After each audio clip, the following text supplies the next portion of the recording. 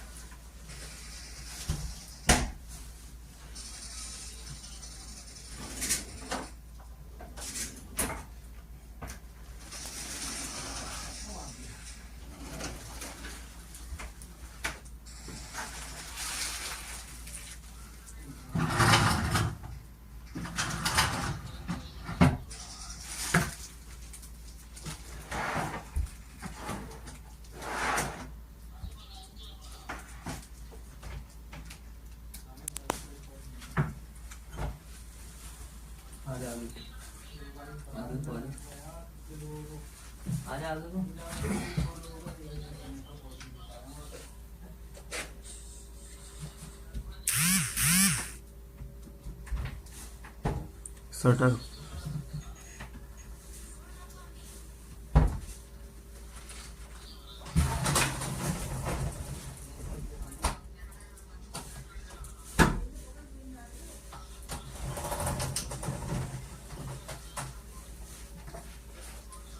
आगे को आ जाए, यहाँ को दो।